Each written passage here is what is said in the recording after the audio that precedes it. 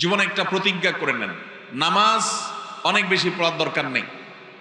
5 ওয়াক্ত সালাত আদায় করছেন, মৌলিক সালাতগুলো আদায় করছেন, জুমা আদায় করছেন, ওয়াজিবগুলো আদায় করছেন, সুন্নাতে মুআক্কাদাগুলো আদায় করছেন, ফরজ সিয়ামগুলো পালন করছেন, আলহামদুলিল্লাহ। যাকাত দিচ্ছেন, খুব বেশি দান সদকাও করতে পারতেছেন না, খুব বেশি নফল সালাত আদায় করতে পারেন না, খুব বেশি নফল সিয়ামও রাখতে পারেন না, খুব বেশি ওয়াজ মাহফিলেও যাইতে পারেন না, অসুবিধা নেই।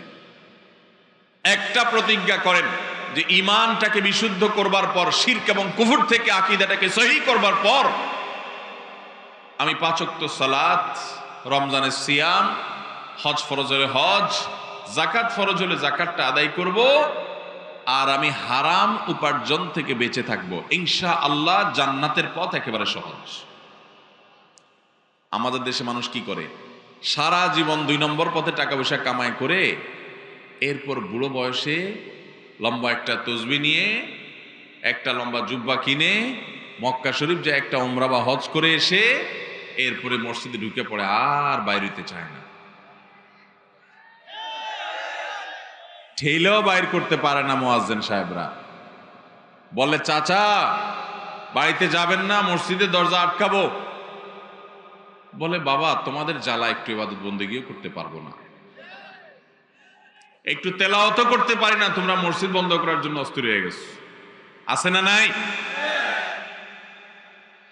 বুড়ো বয়সে সব চুরিদারি করে, টিন চুরি, গম চুরি, 2 নম্বরই হালাল উপার্জনের বাজ বিচার নাই, সুদ খায়া, ঘুষ খায়া, মানুষের রক্ত চুষা, যত রকমের অবৈধ উপার্জন আছে সব কিছু করে সাইরা এবার যখন আর কোনো উপায় নাই, গাড়ি বাড়ি সব হয়ে গেছে, এবার তসবিহ নিয়ে মসজিদে বসে গেছে। আপনার ইতিহাস মানুষ না জানতে পারে, মানুষ আপনাকে মনে করতে পারে চাচা জানতো বিরাট আল্লাহওয়ালা, মসজিদে বাইরে হতে চায় না। আহকামুল হাকিমিন আপনার প্রিভিয়াস হিস্ট্রি জানে কি জানে না? কোরআনে আল্লাহ বলেছেন, ইয়া আইয়ুহার রুসুল কুলু মিনাত তাইয়্যিবাত, এরপরে বলেছেন কি, ওয়া আমালু সালিহা। আগে আল্লাহ বলেছেন হালাল উপার্জন করো, হালাল খাও, এরপরে বলছেন নেকামল করো। আর আমরা বলি আগে 2 নম্বর পথে কামাই করে নাও, এরপরে কিছু টাকা মসজিদে, কিছু মাদ্রাসা, কিছু হুজুরদেরকে কিছু ওয়াজ মাহফিলে দিয়ে দিলাম, হুজুররাও দোয়া করে দিল, আল্লাহ এত টাকা দিছে হাজী সাহেব, আল্লাহ আপনি হাজী সাহেবরে জান্নাত পার করে জাহান্নাম পর্যন্ত পৌঁছে দিয়ে আসেন। পয়সা দিয়ে হুজুরও কিনতে পারবেন, অসুবিধা নেই। আমারে পয়সা দিবেন, খুশির চোটে আমিও দোয়া করে দিব, কোনো ব্যাপার না। কিন্তু মনে রাখবেন, জান্নাতের মালিক আল্লাহ রব্বুল আলামিনের চোখে ধুলি দেওয়া যাবে।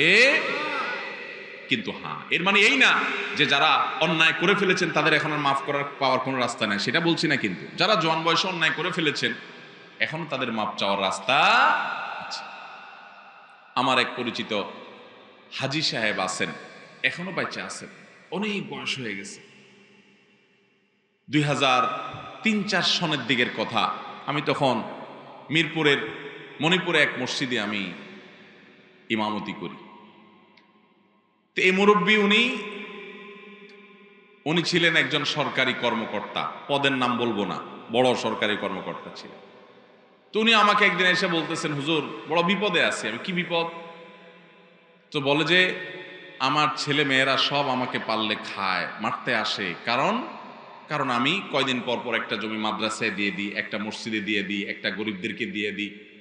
এত জমি আমি ঢাকা শহরে বিভিন্ন জায়গায় আল্লাহ আমার জমি জমা দিছে, এগুলো যে মানুষকে দিয়ে দেই, গোটা জমি ধরে দিয়ে দিই। এই জন্য আমার ছেলে মেয়েরা বলে মানুষ এরকম দান করে, মানুষ দান করে 2000, 5000, 10,000 টাকা মসজিদ মাদ্রাসায় দেয়, তুমি যেভাবে গোটা জমি ধরে দিয়ে দিচ্ছ, এইভাবে দিলে তো আমরা ফতুর হয়ে যাব, এভাবে দাও কেন? কারণ ছেলে মেয়েরা সব আমার বিরুদ্ধে খেপা, আমি কি করব? তো আমি বললাম, ছেলে মেয়ে যে খেপা এটা তো যৌক্তিক, তাদের খেপার কারণ আছে, আমি তো তাদের পক্ষে।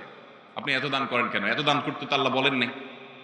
নবী সাল্লাল্লাহু আলাইহি সাল্লাম বলেছেন, তোমার সন্তানদের জন্য কিছু রেখে যাওয়া উত্তম, তা একেবারে তা সব দান করে তাদেরকে খালি হাতে বসায় দেওয়ার চাইতে কিছু রাখেন, আপনি এইভাবে দান করেন কেন? ঠিকই তো বলছে তারা। তখন ভদ্রলোক বড় নিঃশ্বাস ফেলে বলছেন, হুজুর আমার দুঃখ তো আপনিও বুঝলেন না। তা আমাকে বলেন দুঃখ কি?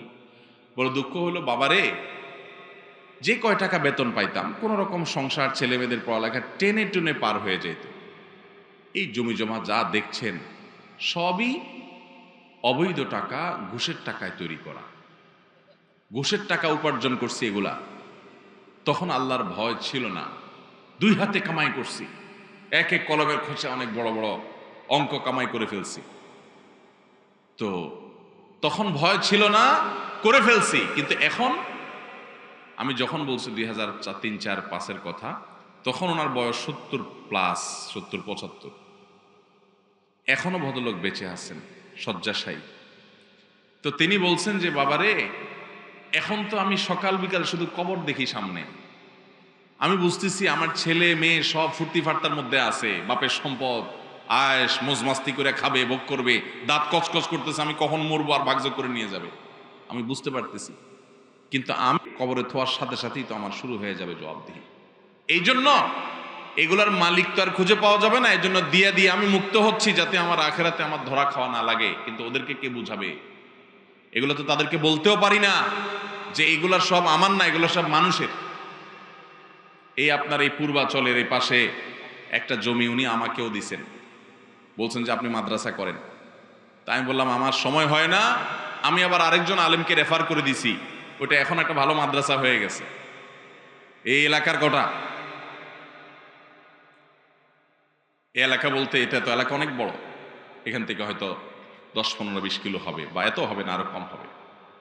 ভাইরা আমার, হারাম কামাই করে মানুষ কার জন্য বলেন তো? যতজন হারাম কামাই করে কার জন্য করে? ছেলে সন্তানের জন্য করে, নিজের জন্য হারাম কামাই কেউ করে না ভাই। নিজের এক পেট পালতে কয় টাকা লাগে? যদি ছেলে মেয়ে স্ত্রী কারো না থাকতো তো দেখতেন 2 নম্বরই করতো না। কার জন্য করবে?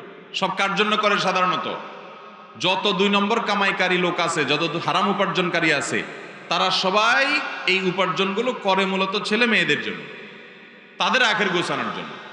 কিন্তু অবাক করা বিষয় কি জানেন?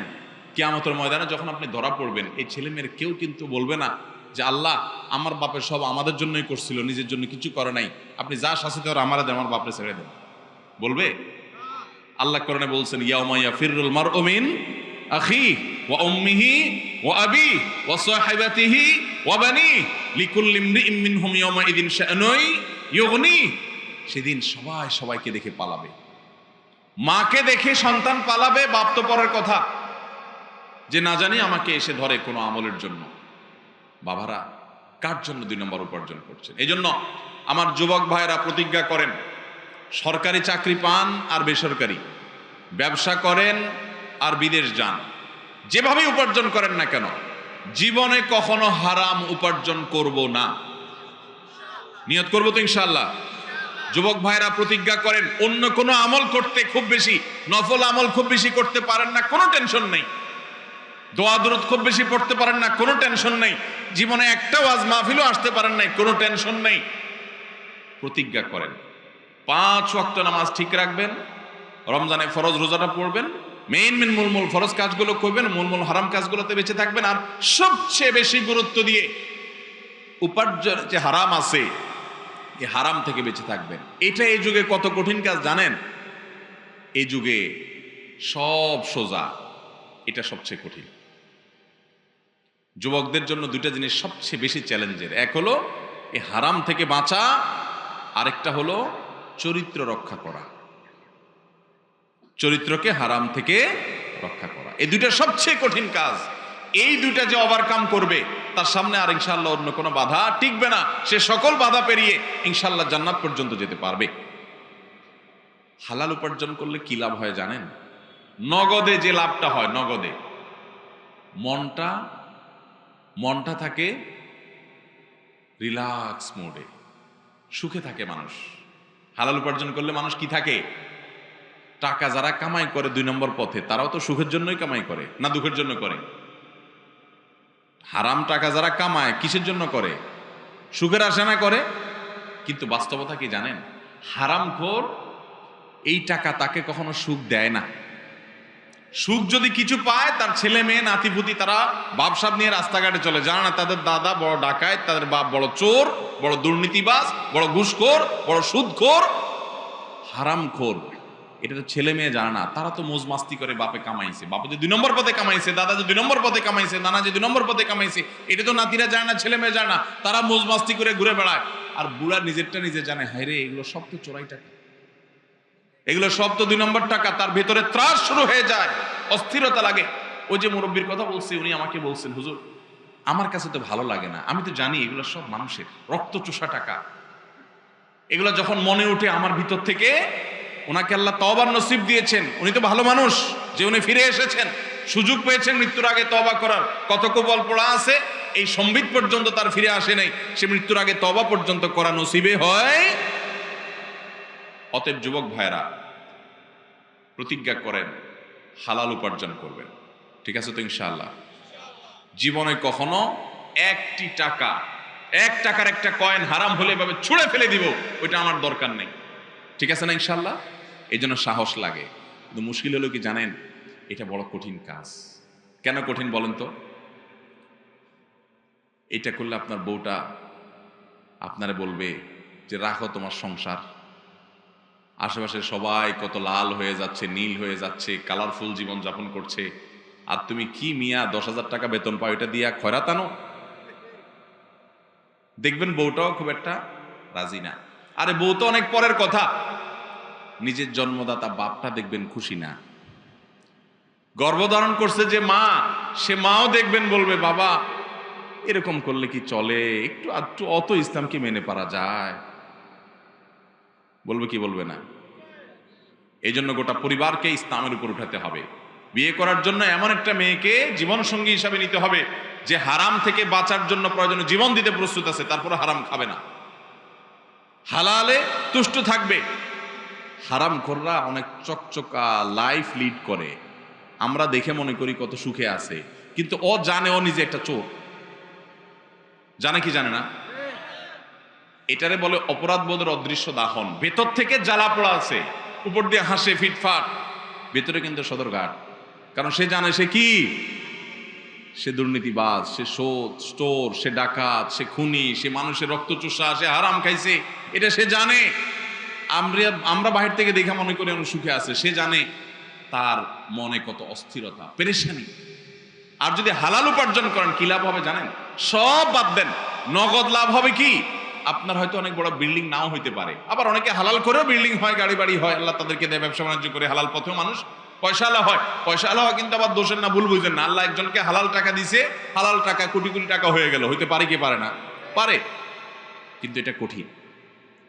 আপনি যদি হালাল টাকায় একটু কুড়ের ঘরে থাকেন, কুড়ের ঘরে, আর আপনার ঘরে শান্তি থাকে, মানুষ দেখে আপনারে পাত্তা দিবে না, বলবে আরে গরিব মানুষ। ওই যে দেখেন না, কোন এক বেটা আছে অনলাইনে শুধু গালি দেয়, তোরা গরিব মানুষ। তো এলাকা মানুষ আপনাকে এরকম গালি দিবে, বলবে বেটা তুই গরিব মানুষ। অথচ গরিব মানুষ হওয়া কি না কোনো গালি, এটা কোনো দোষের বিষয়। যে গরিব হালাল চলতে গিয়া গরিব হইছে, এই গরিব ওই হারামখোর ধনীদের চাইতে হাজার লক্ষ কোটি গুণ উত্তম। কোনো সন্দেহ আছে ভাইরা আমার? এই জন্য সমাজে মানুষ কি বলবে না বলবে সব গণার টাইম নেই। আমার কবরে আমাকে যেতে হবে। সবাই আপনাকে যা বলুক না বলুক, আপনার মন কি বলবে জানবেন? ভেতর থেকে আপনার মন বলবে আমি সৎ, মন বলবে আমি কি সৎ। এই কারণে আপনি মনের দিক থেকে সুখে থাকবেন। আমি এরকম বহু সরকারি কর্মকর্তাও দেখেছি যে কোন রকম অনেক বড় সচিব ছিলেন, কিন্তু কোন রকম একতলা বাড়ি করে ঢাকা শহরের জীবন যাপন করে দিছে, বেশি কিছু করতে পারে নাই, কিন্তু খুব হাসি খুশি। কারণ সে জানে সে মানুষটা সৎ, ভেতর থেকে তার শান্তির শুধুমাত্র আপনার শান্তির বার্তা সে ভেতর থেকে পায়। অতএব হালাল উপার্জন করা এবং হারাম ছাড়ার জন্য সংকল্প করা দরকার। আজকে বাংলাদেশের সবচেয়ে বড় সমস্যাগুলোর একটা হলো দুর্নীতি। প্রতিটা পদে পদে পদে পদে চেয়ারে চেয়ারে, চেয়ার তো দূরের কথা, চেয়ারের পায়া, চেয়ারের খুঁটি, চেয়ারের আপনার কাপড় চোপড়, চেয়ারের পেরাক যা আছে চিপা চাপা সবগুলা ঘুষ খা।